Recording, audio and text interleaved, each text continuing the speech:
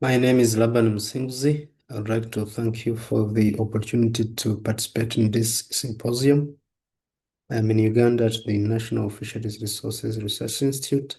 My presentation is a brief note on how we are integrating FishBase into decision support tools for the conservation of fishes of Uganda.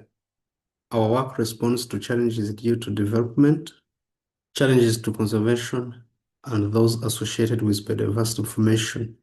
Related to development, Uganda, like other developing countries, is investing a lot in infrastructure. However, these projects, which include big dams to produce hydroelectric power, are threatening aquatic biodiversity through, for instance, habitat degradation.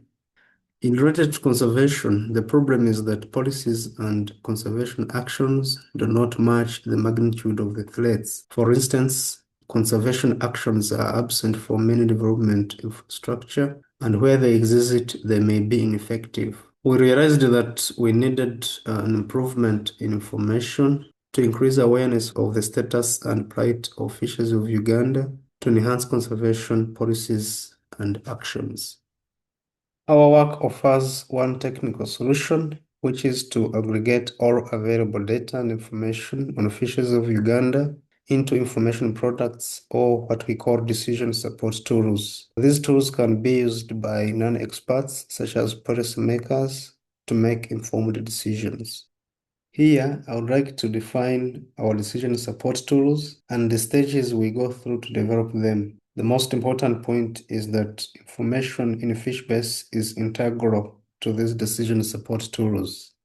We retrieve the checklist of fishes of Uganda from FishBase, thanks to its capabilities such as managing synonymy. And then for each species, we get species occurrences from local sources. Then we go to FishBase again for information on distribution, that is on origin and presence of species, and information on biology, especially on habitats of the species. This information is aggregated into appropriate hydrobasins to form our first decision support tool, which is the fish distribution maps. These maps are now available for all the fishes of Uganda. From the distribution maps, we get information on range. When we use the IUCN framework for regional assessments, we derive our second decision support tool, which is the National Red List for the fishes. The list now has 296 species on it. Our third decision support tool is the Freshwater Biodiversity Portal for Uganda, which is a database of all primary data and other decision support tools. The portal also features a gallery and species summary pages, and these summary pages are based on those in FishBase. Yeah, we now have evidence that our decision support tools have demonstrated usefulness for conservation activities in Uganda.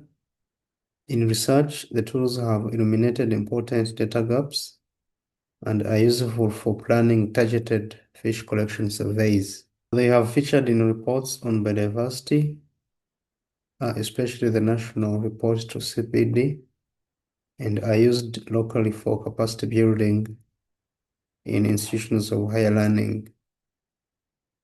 Most importantly, the distribution maps and the national red list are used as part of impact assessment processes as well as advocacy to guide conservation actions to mitigate impacts of development infrastructure.